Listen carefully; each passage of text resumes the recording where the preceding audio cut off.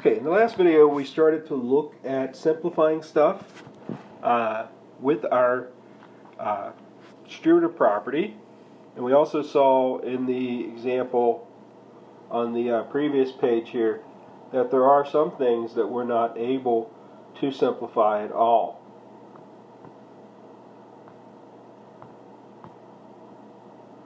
So let me just get back to where we were at the start here. And again, we were able to simplify that expression because the x was common in our distributive property. Lets us pull it out. Consider another example here. 2x minus 3y. Unlike the problem up above, we weren't able to, we're not able to pull anything out. So order of operations says I'd have to multiply 2 times x and 3 times y and then simplify. But I don't know what x is and I don't know what y is. So the result is I can't simplify that. 2x minus 3y, the variables aren't the same. So I'm out of luck. But what if the variables are the same? Here I have a 4x squared and a 3x. So to kind of understand this problem here, I'm going to first rewrite that 4x squared as what it is. X squared is x times x. So I can write that as 4 times x.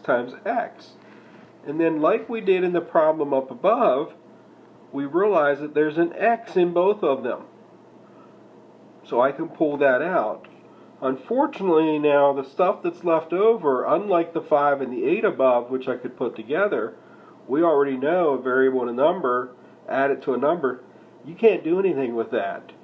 So even though these both had x's in them, I'm still not able to simplify. Okay, because the exponent wasn't the same. It wasn't the exact same variable piece. And so that leads us to our declaration of what's called like terms. Like terms contain the same variable raised to the same powers. Okay, like terms are things that contain the same variables and they have to be raised to the same powers. Okay. These like terms can be combined, which means added or subtracted. When we talk about combining, we're talking about adding and subtracting, not multiplying and dividing. That's a whole different story. By adding or subtracting their coefficients. Okay, so I'm using this big word, a coefficient, which may not be familiar to you. When we have an variable expression like 5x, then the number that's in front of the variable, that's called the coefficient.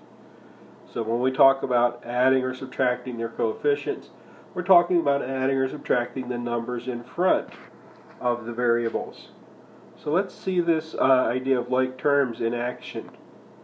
Here we have 12x squared y minus 15x squared y. So we can see the variable part is exactly the same. So if we were to invoke that distributive property, we'd be able to pull those pieces out. And then we'd be left with just 12 minus 15. Now in practice we don't write it out as distributing. We just go ahead and combine the like terms by combining their coefficients. So we would do 12 minus 15 is negative 3, and then we keep the label x squared y. We keep the label x squared y. As another example, consider 5ab plus 8ba. Now those variables are written in a different order. First I have ab and then I have ba. But remember, multiplication doesn't care about the order. So when I have 8ba, it really doesn't care. Right? It's being multiplied, so I can rearrange that to be 8ab. So we still have the same variables, and each one's raised to the same powers. And so therefore we're able to go ahead and add those as well. And so we can just do 8 plus 5, and we get 13. And typically when we write a variable down, we write it in alphabetical order. We would write that down as 13AB.